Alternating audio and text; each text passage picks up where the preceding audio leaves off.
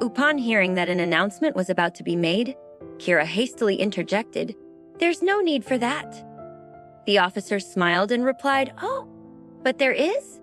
It's our PR department's job to shine a light on good deeds, music, and the people behind them, so that others might find inspiration." With a resigned sigh, Kira gave in. All right. As they reached the entrance to music, they ran into Frankie and Isa, who were busy registering. The moment the reception officer spotted the two standing beside Kira, he called out, "Officer Cohen, these two are also here regarding Rebecca Allen's murder case. You might as well bring them along with you." Hearing that, Frankie and Isa turned around. Isa's pupils constricted slightly when her eyes landed on Kira. Frankie, however, had caught something. His brows drew together as he realized this woman was also involved in his sister's case. Kira gave them a fleeting glance music, then looked away, showing no desire to engage with these people. She headed toward the exit. "Please wait a moment," Officer Cohen said. "I'll escort this young lady out first, then take you both in." Frankie nodded, his expression pensive. He turned to Isa and asked, "Was that young lady there when everything happened to my sister?" Jake also looked music at Isla.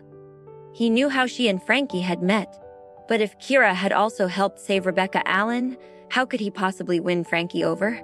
Isa's eyes went cold for a moment, and a bitter, rueful smile curved her lips. "Mr. Allen, that's actually my sister. We were indeed together at that time. In fact, Rebecca first turned to her for help, but Kira has always been rather distant. She didn't intend to brush Rebecca off. Jake, you know her temperament." Jake frowned. "She is indeed aloof and cold-hearted. She's never been one for socializing," Isa added. She then paused and continued. "She even stopped me from contacting you, saying that people who lose themselves in love don't deserve to live." Realizing the weight of her words, she quickly covered her mouth. "Please don't be angry, Mr. Allen. I don't think Rebecca took it personally." By then, Frankie's face had darkened like a gathering storm. He recalled the moment after Rebecca's surgery, when she had first woken up. Her very first words had been, "Brother, do people as foolish as I am deserve to live?" At the time, he'd assumed it was heartbreak talking, but now he knew it had been someone else's cruel words instead. Jake couldn't help but frown again. She's always been sensible. In university, she had so many suitors, but never agreed to date anyone. I suppose someone like that might never develop feelings for anyone her whole life. Maybe, in her eyes, love is just foolishness. Jake clenched his fists. Had she always viewed him that way in the past, too? A sudden tightness gripped his chest. He looked at Isla and said, "You two go ahead with the deposition. Music, I'll wait outside." Then he rushed out the door. Frankie's gaze lingered on Jake, thoughtful. Meanwhile, Isla asked casually, "By the way, when are you planning to return to Clance, Mr. Allen? How is your sister doing? I'm sure hospitals there are better than anything in Oceania." Frankie averted his gaze. "Yes, Music will sign the contracts today, and I'm planning to take Rebecca back to Clance and Music for recovery the day after tomorrow. We wouldn't want to impose on you."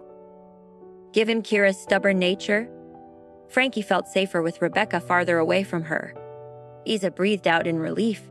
She was afraid that a longer stay in Oceanan would let Frankie uncover the truth.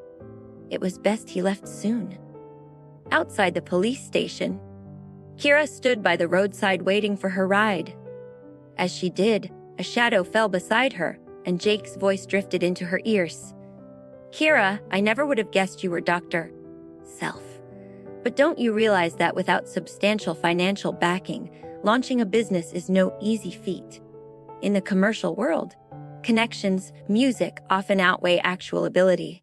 Kira glanced at him with an aloof, cold expression, saying nothing. Jake felt suffocated. He remembered how, back in university, she'd acted indifferent toward everyone except him. He'd never imagined her coldness would one day be aimed at him. Frustrated, he burst out, "Kira, you're so cold." always indifferent toward others. You deserve to lose this great opportunity." Kira tilted her head in confusion. What opportunity had she missed? At that moment, her ride arrived. She ignored Jake's rambling, got into the car, and drove off, watching her leave. Jake knew he had completely lost her, but he had no regrets.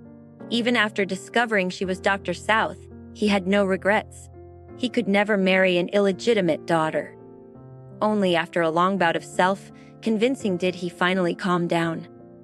As Isa and Frankie finished their deposition and left the station, Music Jake promptly went over to greet them. Frankie said, "Apologies for delaying Music, Miss Olson, and Mr. Horton's date." Isa laughed. "Don't be so formal. It was my responsibility after all."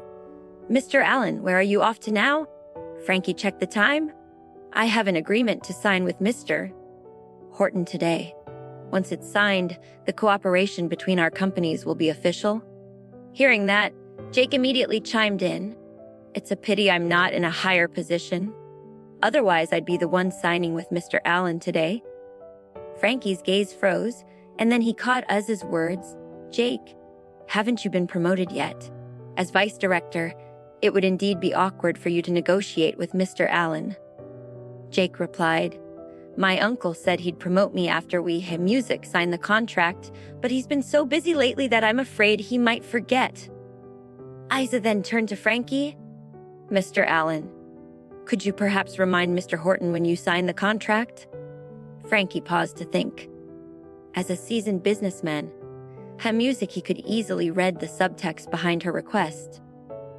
But he hadn't anticipated that Jake wouldn't even have the patience to climb the corporate ladder steadily. Jake was trampling on Frankie's goodwill in his rush upward.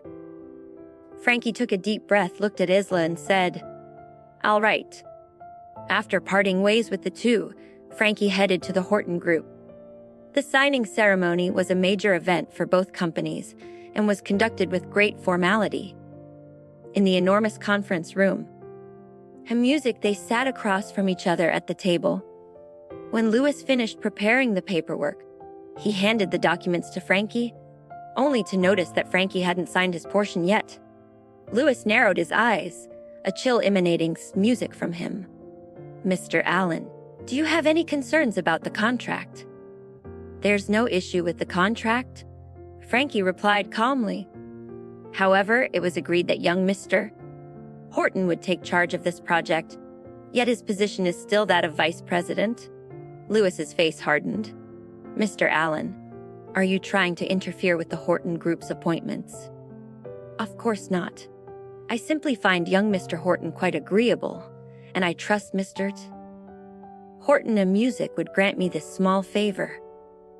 Frankie put on a demeanor, suggesting he wouldn't sign the contract without a satisfactory response. See that button on your screen? That's your full story.